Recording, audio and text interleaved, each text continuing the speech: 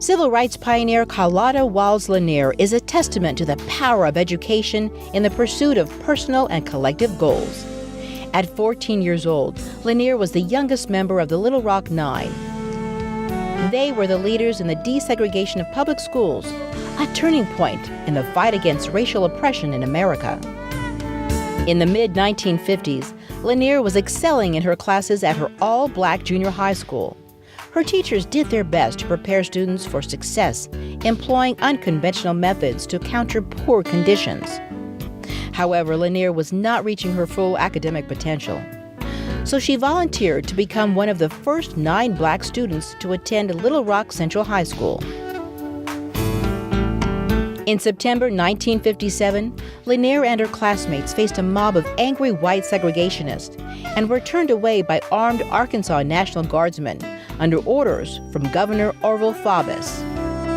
Lanier and the other students were instructed to stay home, where they were given coursework and tutored by a group of college professors. The students made another attempt to enter the high school, but ended up hiding under blankets in the back seat of a car to avoid the white mob's anger. The next day, President Dwight D. Eisenhower deposed the governor's power over the Arkansas National Guard, deploying the 101st Airborne Division to escort the students into the school.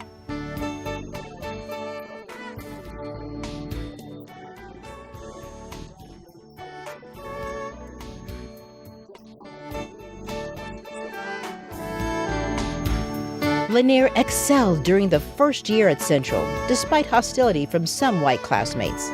But before she could begin her second year, the schools were closed.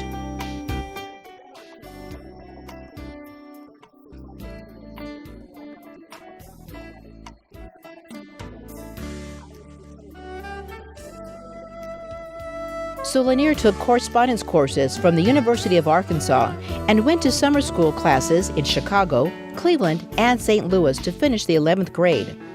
The period known as the Lost Year ended with a declaration from a federal district court reopening schools. When Lanier returned to classes, her family's home was bombed.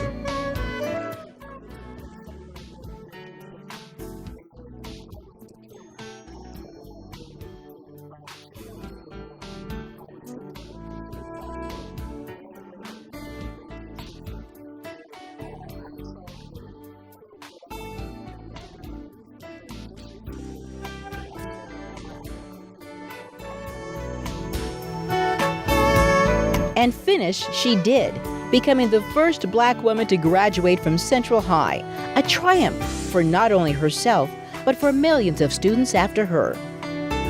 However, even with increased diversity in classrooms today, the U.S. is facing an educational crisis with a widening opportunity gap for at-risk students. Lanier is confident that the collective efforts of young people will have a tremendous impact on the future of education, applauding the compassion and passion for justice shown by the courageous survivors of the Parkland High School shooting.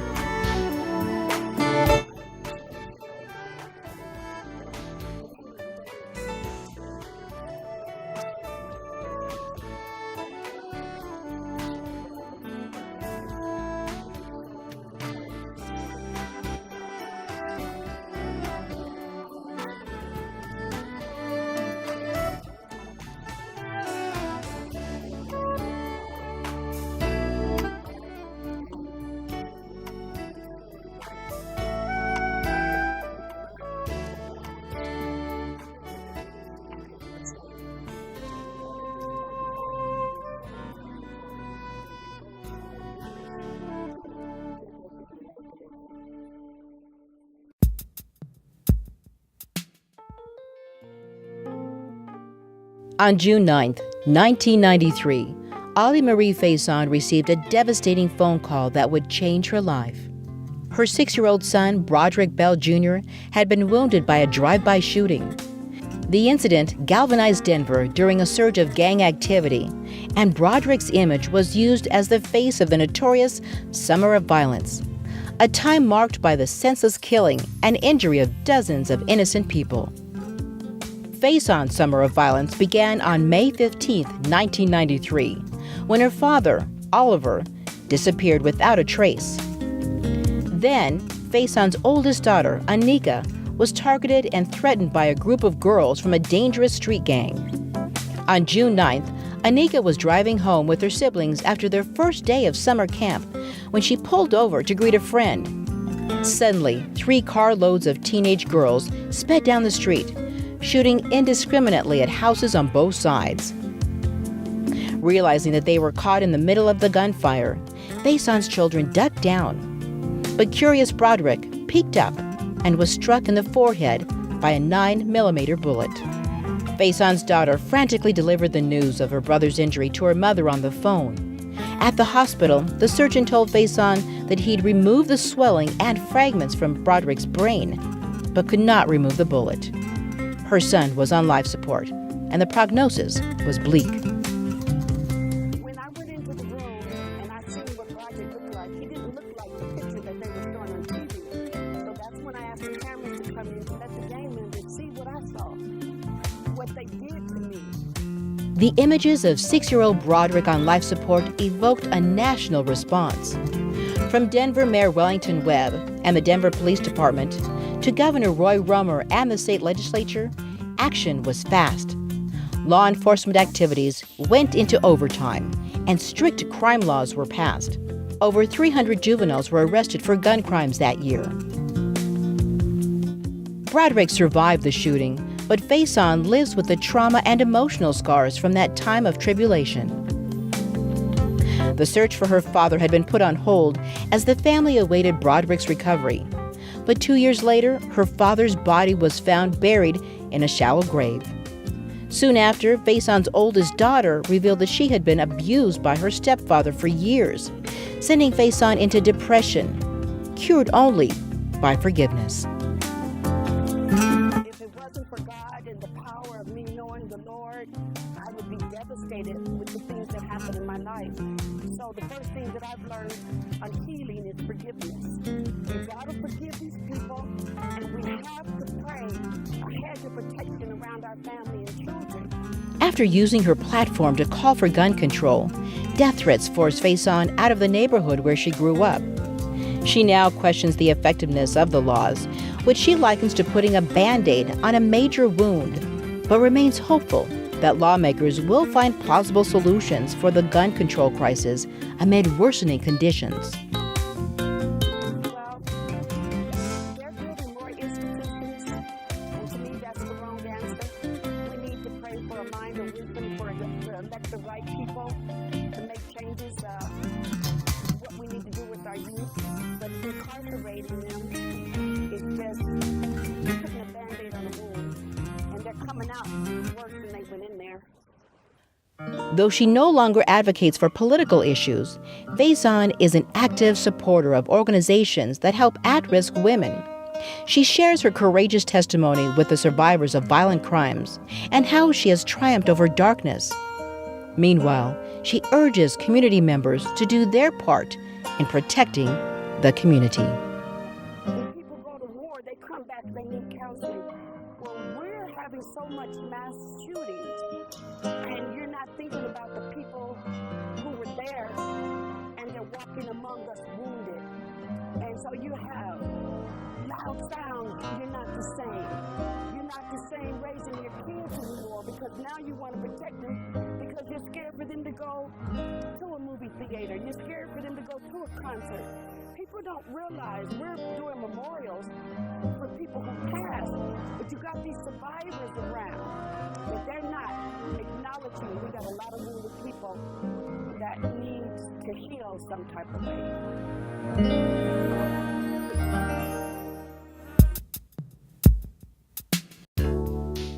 The first thing you notice about Rhonda Jackson is her radiant smile and a beautiful sense of style.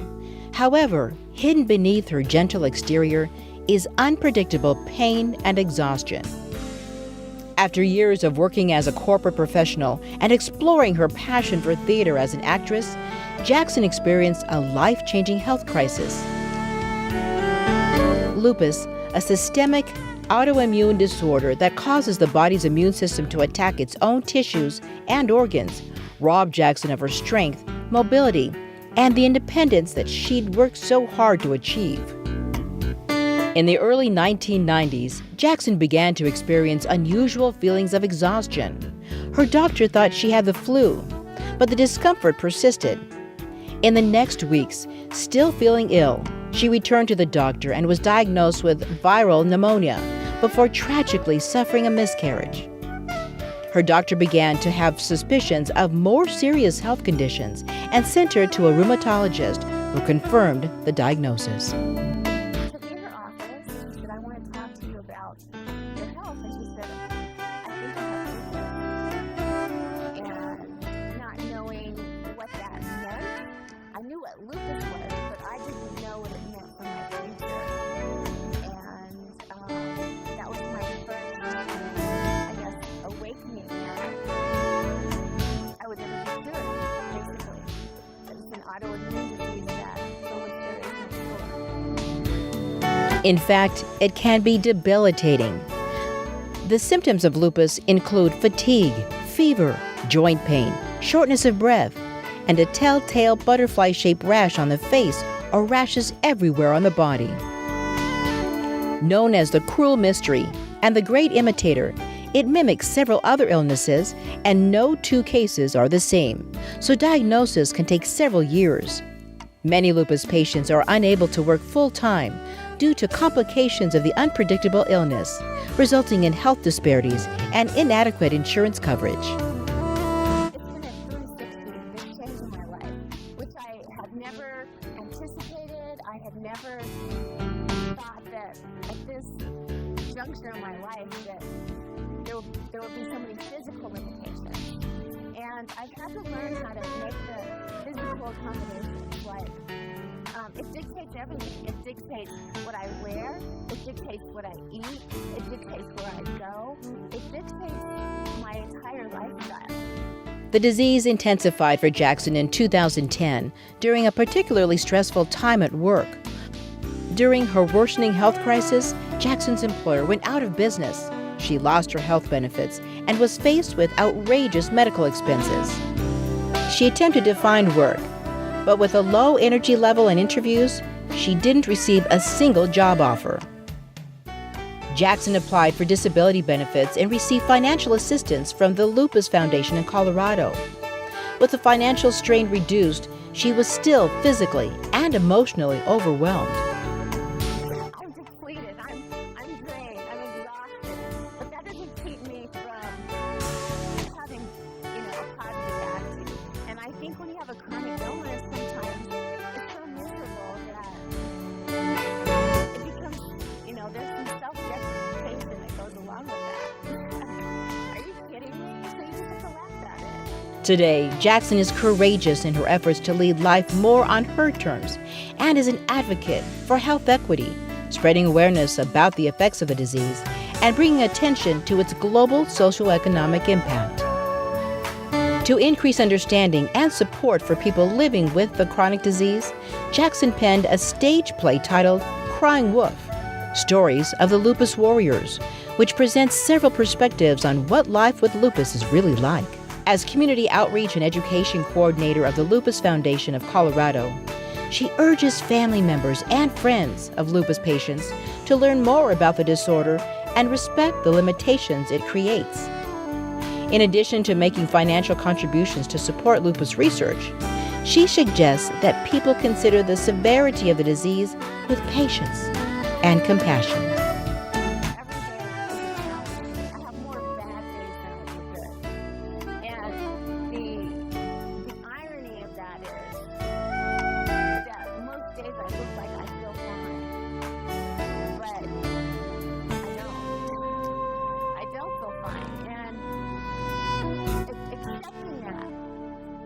Really hard for me because my mind still feels like I can do all the things that I used to do, but my body is not so cooperative sometimes.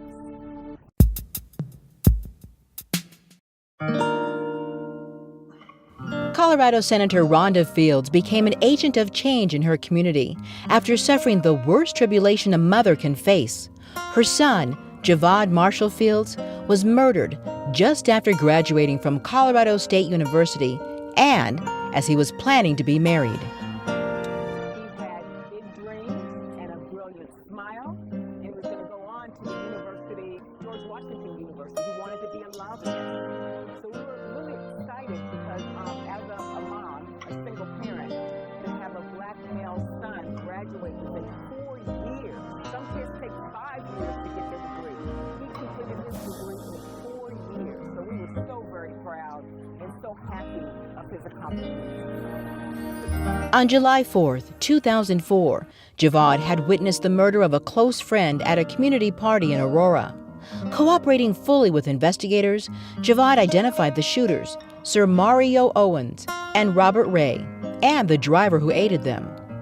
Owens fled the state, while Ray was arrested as an accessory but released on bail after just 1 week in custody. Arapahoe County prosecutors filed a motion to seal the addresses of Javad and other witnesses, but 6 months passed before the motion was considered. None of the witnesses were offered state-funded witness protection services, and with no safety provisions in place, witness information was released to an associate of the gunman. A plan to eliminate the testimony of the case's key witnesses was orchestrated, and on June 20th, 2005, 4 days before Javad was set to testify against them, he and his fiancée, Vivian Wolf, were murdered. I can tell you it was one of the darkest moments in my life. I did not want to breathe. I did not want to sleep. I found myself in deep depression, crying, and just feeling really paralyzed. And the only thing that really got me through, I believe, was my faith. It was my faith. It was the prayers of the community. They lifted me up. They wouldn't allow me to stay in this dark place. In response to the community's outrage, investigators worked quickly to arrest the men. Both were found guilty of first-degree murder, sentenced to death, and are currently awaiting execution. Field's testimony was instrumental in solving the cases. She sat through 5 trials with quiet strength and courage, empowered by the people closest to her. My son died because he had confidence in our criminal justice system. And after he was murdered, I looked around. I didn't see any leadership. I didn't see any leadership as it relates to those that are in the Senate or in the House or in the DA's office or those who are responsible for policing. So I had to exercise leadership to make sure that that murder was solved. So that's what got me involved. I had no choice because as a mom, first of all, we never want to bury our children. And I had to have resolution. And they had to go out and find out who did this horrible thing. In 2007, Fields was appointed to the Colorado Commission on Criminal Juvenile Justice. She worked on public safety and criminal justice bills and testified before the Colorado legislature on bills that would improve safety and protection for witnesses. Terrence Carroll, who was her state House representative, as well as the Speaker of the House at the time, asked Fields to run for the Colorado House of Representatives. After much consultation with her family, church, and community, she ran and was elected in 2010. She was re-elected to the House in 2012 and 2014 and elected to the Colorado Senate in 2016. If it wasn't for someone tapping me on my shoulder, identifying me as a resource, as someone that they felt like could run for office, I don't know if I would be here.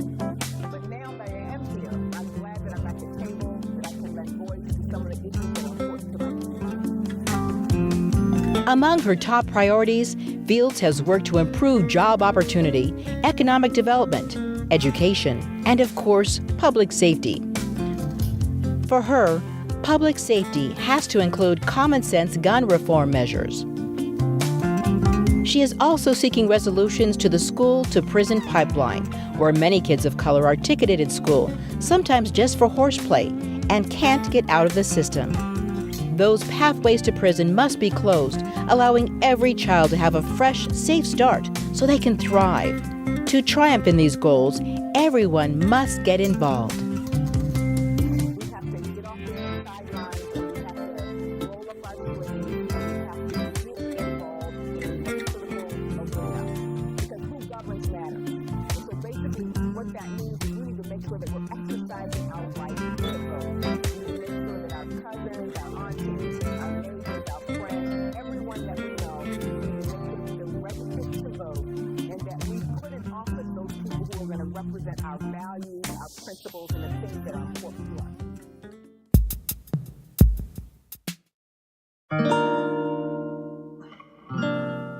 Elder abuse and neglect affect 1 out of 6 adults over the age of 60. Healthcare professionals and human rights activists are scrambling to prevent this mistreatment of this vulnerable population. But abuse rates are expected to increase as the rapidly aging global population more than doubles from 900 million in 2015 to approximately 2 billion in 2050. Denver Urban Spectrum publisher Rosalind B. Harris is all too familiar with the devastating effects of elder abuse. In 2008, Harris lost her 80-year-old mother, Ruth Boyd, in a tragic incident. In her soon-to-be-released memoir, The Story of Ruth, Harris tells her mother's story, starting with her Southern upbringing and later her devotion to her family. My relationship with my mom was very close. Many people, everyone said that I looked more like her than anyone else. She was spread thin between all of her 6 children, and she tried to support all of us. We all had different lifestyles and different occupations, but she made it a big effort to come to Denver for our events. She always made an effort to support her children. On November 3, 2008, Harris spent the evening at a Democratic campaign rally in Denver, where First Lady Michelle Obama urged people to vote for her husband, Democratic presidential candidate Barack Obama. At the end of the evening, Harris received a barrage of phone calls that interrupted her excitement and turned her life upside down. One night before Obama was elected president of the United States, Harris learned that her mother had been violently killed in her Grand Rapids, Michigan home. That was such a bittersweet time. I mean, it was excited about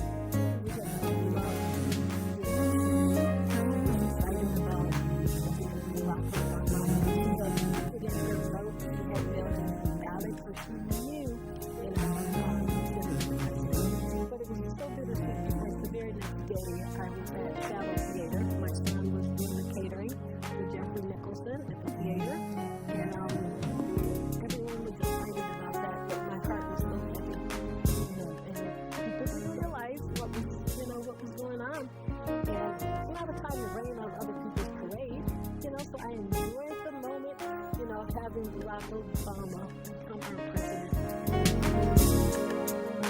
A criminal investigation into the circumstances surrounding Boyd's death revealed classic signs of elder abuse. The American Psychological Association defines elder abuse as the infliction of physical, emotional, sexual, or financial harm on an older adult and includes neglect. Elder abuse occurs when the vulnerabilities associated with aging are exploited. Aging is accompanied by numerous physical challenges, including decreased strength and agility, poor coordination, and memory loss. Additionally, several emotional changes increase susceptibility and the risk of abuse. The American Association of Retired Persons estimates that 51% of people over the age of 75 are living alone. Loneliness has a significant impact on health, increasing the risk of obesity, stress, depression, and dementia, with effects on the body comparable to smoking 15 cigarettes a day. Abuse and neglect are not easily detected, but caregivers and family members should watch for signs and behaviors that may signal a problem.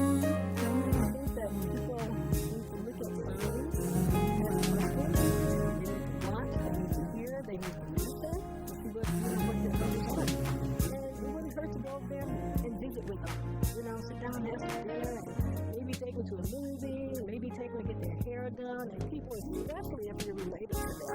But even if you're not related to them, if you know a senior, I know a lot of seniors in my life that think about them, and I can call them. I need to call them just to check in and check up on them and see Harris still struggles to cope with the heartbreaking loss of her mother, but attributes her positive attitude and ability to endure to the support of friends and family. The process of learning about her mother's life while researching and writing the memoir was also healing. She did not have to leave this earth, and it was sad, of course, because she was my mother. She brought me into this world. She taught me everything that I, learned.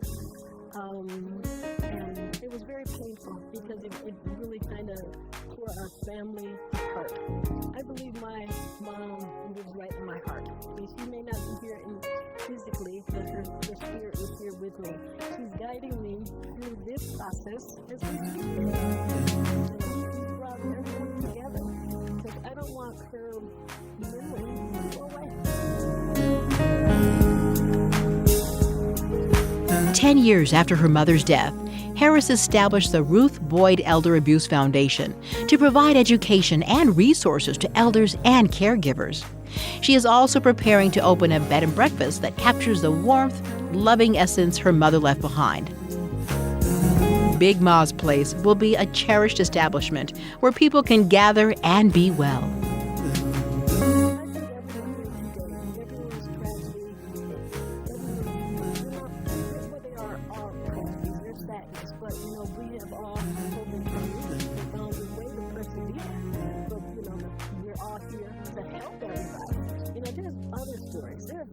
Thousands of stories out there. I mean, there's so many stories. Everyone sitting here has got a story. And, the ones who have suffered, are still going through things, or they're not talking to people, they can reach out.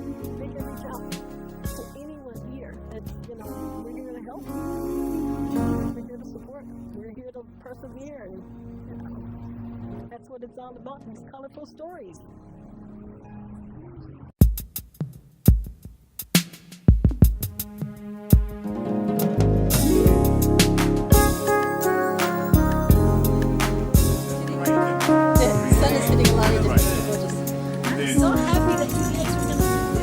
I'm pretty excited too, honestly. I'm like,